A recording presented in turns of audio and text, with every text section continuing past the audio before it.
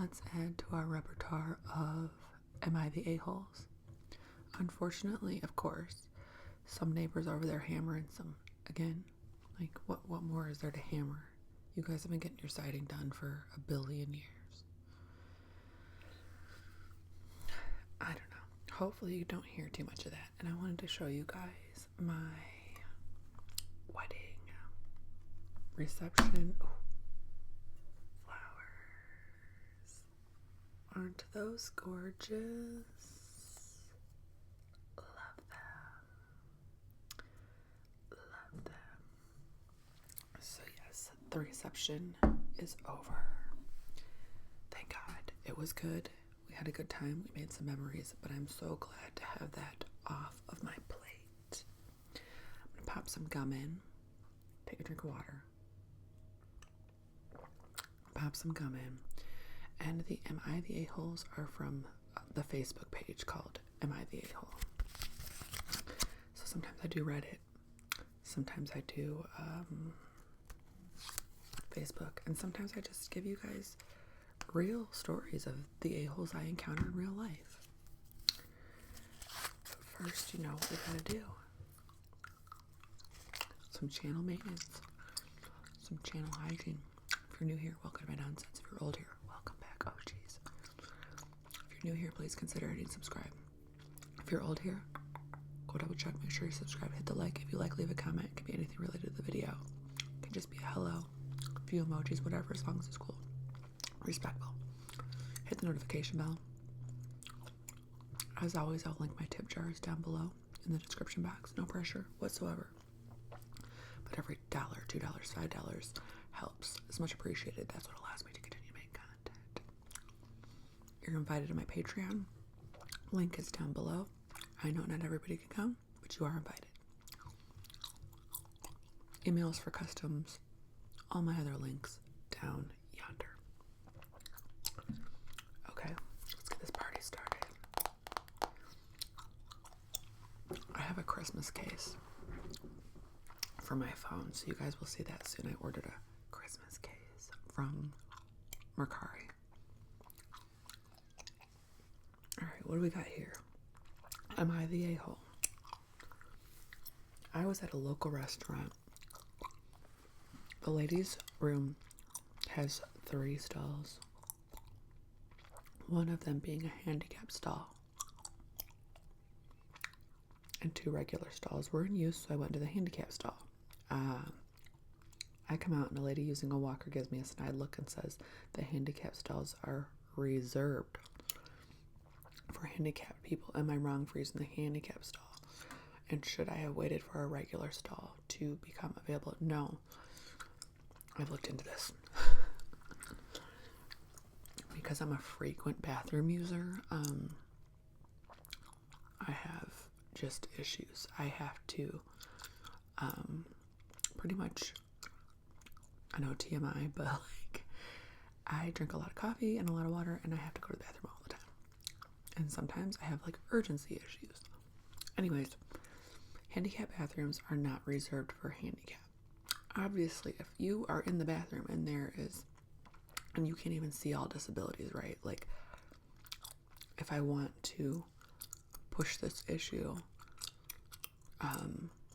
and go further down the road with like my own personal health, my urgency issues and stuff, like there should be adequate bathrooms for that too, right? Anyways, the handicap stalls are handicapped accessible. So they're not reserved just for handicapped users. Does that make sense? But obviously, if you are in there and somebody really needs to get in and they let you know they're handicapped, or you can see that they are, then I would just let them go ahead. But if there's nobody in there and that's the one that's open, just get in there and use it in a timely manner and get out. Often being handicapped does not mean that your bladder doesn't work. You know, it means that you need the space. That's why there's bigger stalls. So go in, get out. It's okay. Let's see what the comments say. For the handicapped people that get mad when a non-handicapped person uses their stall. If their stall is occupied, do they wait for it or do they use a non-handicapped stall? And then somebody said, well, it would depend on the disability. Because, right, some disabilities you need the extra room. You might have equipment and stuff. Okay, here we are. Handicap stalls are not reserved. They're not reserved for anybody. They're not parking spaces. Anyone can use them. They're the one made special to accommodate handicap needs. Wait your turn like everyone else and use the handicap stall when it's your turn. Robin says, not if a handicapped person is waiting, then have no choice to use another one when it's their turn. Besides, a non-handicapped person has not trouble waiting in line. A handicapped person usually has trouble standing to wait. If you read the post, Robin, there was no handicapped person waiting when the OP went into the handicapped stall. There's nothing wrong with that. You changed the story. So what if there's only one stall each? Anyways, yeah, obviously if you see somebody with equipment that really needs the extra space, you would know, like, oh, do you want to go in this one? I can wait for the next one. But if you are about to pee your pants, go ahead and pee.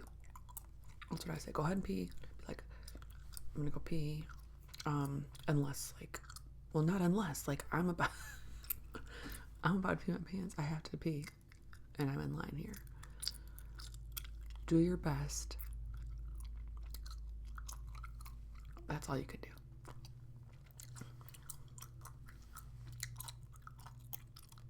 Like my sister had a handicap sticker because she had weird allergies happening. I remember my sister had a handicap sticker because she had these weird allergies happening. So at school she could park right up by the building. So she was allowed that parking space. My grandma has a handicap sticker because she has a device, right? A walking apparatus. But those are parking spots. Those are stickers for parking spots. That means these are reserved for me, and here's my sticker to prove it. Bathrooms are a whole nother ball game. All right. Am I the a-hole? I'll try to make this as short as possible. I've been separated from my husband now for 6 years. No divorce has been filed on either parts. I was made aware through a mutual friend of ours that he had remarried. Well, I know there is a way to get a divorce without the other's signature, but it's a lengthy process. I contacted the courthouse to see. They have no record of the divorce for us, so I reached out to his new wife and informed her that we never got the divorce. I was completely civil about it and also expressed that I'm no bitter ex. But that with no divorce, their marriage is void. It's against the law, and I'd prefer not to go down that road. He tells her he signed the divorce papers and handed them back to me. I told her I never filed, and I refused to pay for the divorce considering my family paid $5,000 for the wedding and I personally paid $2,000 for our honeymoon. That he didn't put on a single penny. What a winner. She said he will contact Vital Records and go to the courthouse and get it straightened out. I told her he needs my address to have me served, and I'll give it to her. I cannot help but feel like the a-hole for even contacting her. The reason I did go to her is because he is a liar and would have blocked me and avoided it. Uh-oh. He just trapped another one.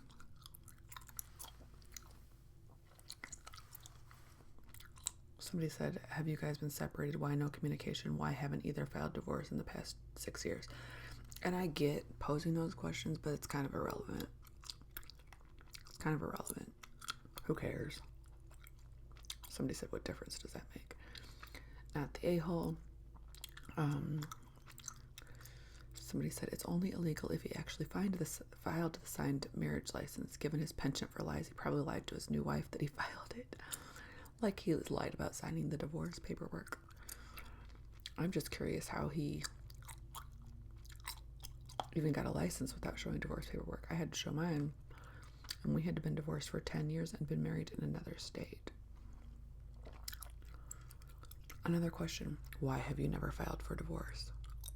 That's another page. That's not this question. That's not this. Am I the a-hole?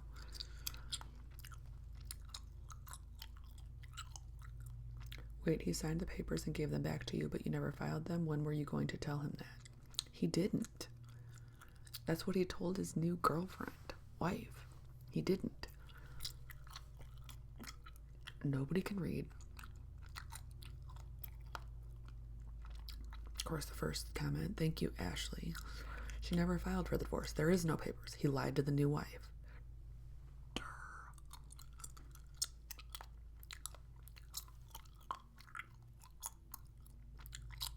Oh my God. This guy said, is that blonde in your head from a box? What is with this dude? This guy is not okay. He's going off. He's going off for no reason.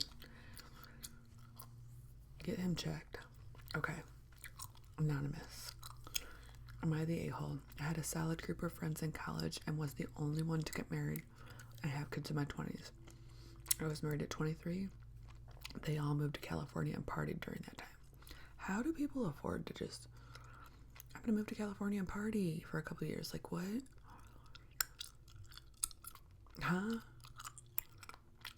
I invited a few of them to my bridal shower and wedding and didn't even receive a response. I kept my distance from the group until my early 30s when I divorced. I've been close to a few of them over the past few years again, but they aren't my best friends. Well, one of them is getting married and she has been asking me about her wedding and events and surrounding the event. I've been asked to attend the wedding in California and bachelorette party in Mexico. You guys, this is a whole thing for me because I don't feel like I should contribute when no effort was put into my milestone and events in life. I know the excuse that she was young, but I'm almost 40 now and I'd rather spend money on my own kids or really on anything else. Am I the a-hole for not spending money on a wedding gift and expenses when the same was not reciprocated for me? Nope.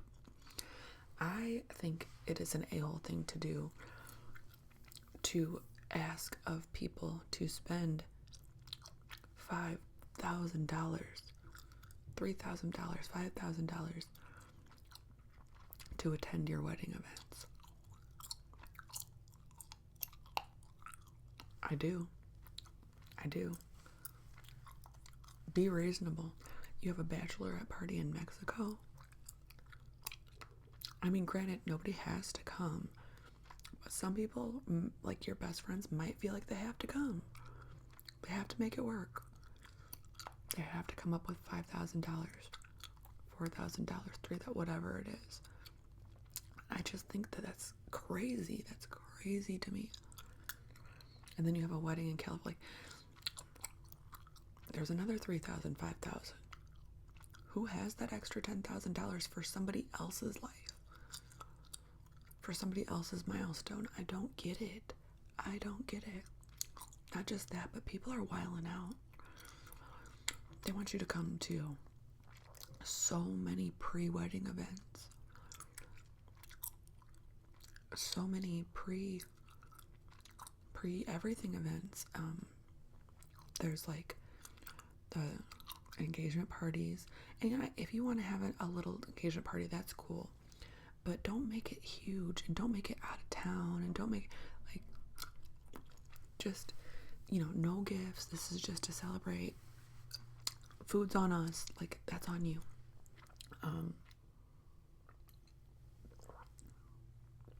And then you have, the guy doing his bachelor party, the girl doing her bachelorette party in different states and stuff, like involving getting on planes and hotels, getting sitters, getting pet sitters. Like, this shit's crazy.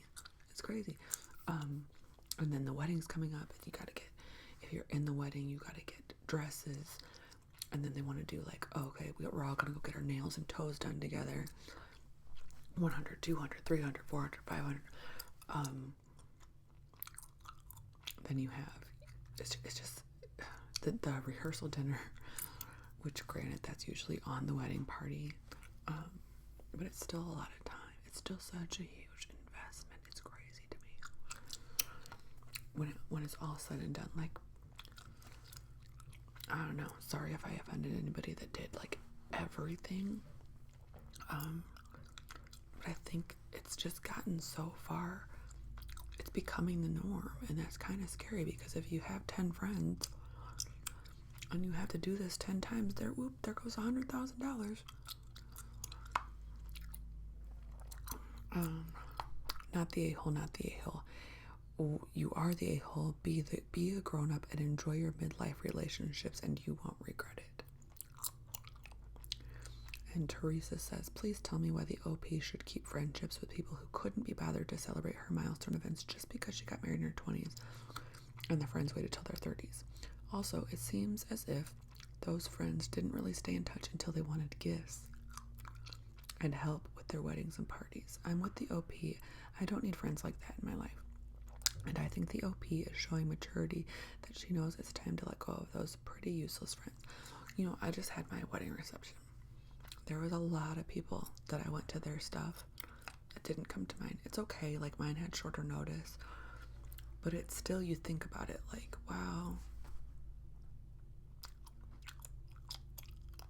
Weddings that I got on planes for. Weddings that I drove out of state for. Kind of like blows you, you know? People that I've been friends with for 20 years. Whatever. Let's do another. Am I the a-hole for telling the truth? I was at my mom's funeral, my friend's mom's funeral last month. We were eating, and I was sitting next to this lady that I knew, and we were talking about random things. When I got a cupcake and took a bite, and I guess I made a face, and she noticed that I put it down quickly. She asked how was the cupcake, and I told her it was not good. It was dry like sand, and I was not a fan of buttercream, especially with purple food coloring. It gives a chemical taste. She gives me a strange look and says she made it. I just looked at her and said, oh. She had an expectant look on her face, like I was going to change my mind or something, but all I could say was sorry. She got mad and stormed away. The person on the other side just looked at her and said, well, you were right, it was gross. Am I the a-hole for telling the truth? Kind of, because somebody put some time and effort into that, and you're not a food critic. That's not what you're there for, so it's just a bad call. Like, you can be like, oh, I didn't know it had buttercream. I don't like buttercream. There's just better ways to say you don't like food that somebody, maybe you didn't know it was her, granted, but you know somebody brought them. It's like, oh, it's buttercream. I didn't know it was buttercream. That simple. Sarah says, well, you learned what not to say next time you're asked. Tact goes a long way. Tact. I was just learning like what a little phrase for what tact is, and it's making a point without making an enemy. Making your point without making an enemy. And granted, some people are so sensitive that you're going to make it anyways, but you can at least try to use some tact. You both acted a little silly. Both of them did. Like, she didn't need to storm off. She could have just been like, well, that was kind of rude. I didn't mean and laughed it off. But it's a funeral too, so emotions.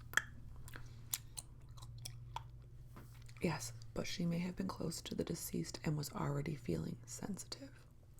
Exactly, Sarah. Sarah, can we be friends? Christine says, not at all. How are you to know that lady sitting next to you was the one that made them? She asked if you liked them and you were honest and told her no. She could have asked what was wrong instead of storming off like a child. But mostly, not the a-hole, not the a-hole, not the a-hole, not the a-hole. No, unfortunately it came out a little harsh, but I bet she doesn't use that frosting again. Isn't buttercream frosting the good one? No, I like cream cheese frosting. I like cream cheese frosting. Oh, listen, Lee made a great point. You're the a-hole for trying the cupcake when you're not a fan of purple food coloring. You already know you don't like purple food coloring. It tastes chemical to you. So what are you doing? What are you doing?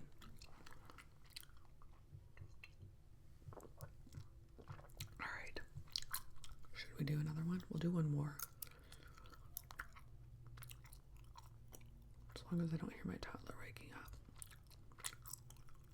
Am I the a-hole if I propose to my girlfriend with my ex-wife's wedding ring? And he has no explanation here. He doesn't say she passed away and I still would think, no, that's not appropriate. Or I never proposed to it with something. No, there's no explanation. Just simple, who is this? Mike.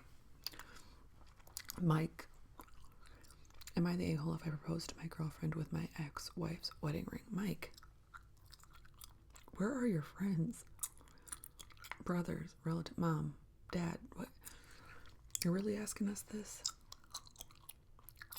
Jennifer says, I think we need more information. Why doesn't your ex-wife have her wedding ring? Is it a family heirloom? Are you too cheap to buy a new one? And what is happening?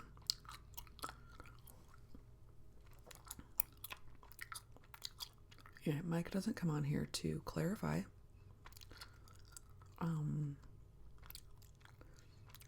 Taylor says, why not spend $20 to $50 on one from Walmart just to hold her over?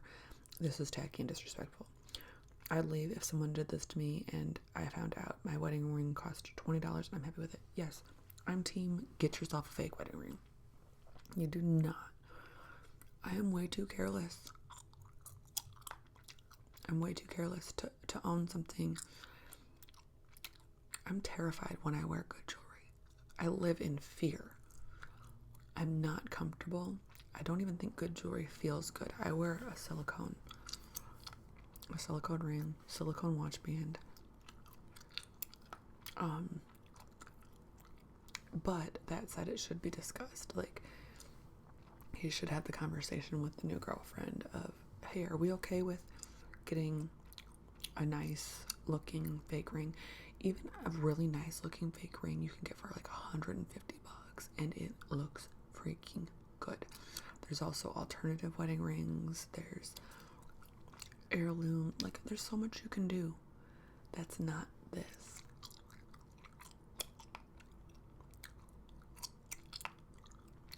I hope she says no if he proposes like this, because I think this is a red flag. I mean, at least he asked Facebook. Alana says, you already know the answer, bro. Absolutely. I'd leave you if I were her. This is definitely not real. Stop it. Riley says, I see the practical reason here, but don't do that. If she finds out, which she probably will, then the ring will forever be tainted in her mind. Just sell the ring and get a new one. Another solution. You might have to pay a little more since you'll lose some of the money on the sale, but it's well worth not upsetting your spouse or making her feel like she's just a replacement. So that's that. I better get going, and my toddler's probably going to be awake pretty soon. So I got a life today and take care of all these dogs, yada, yada, yada. But if you're here, you made it all the way to the end.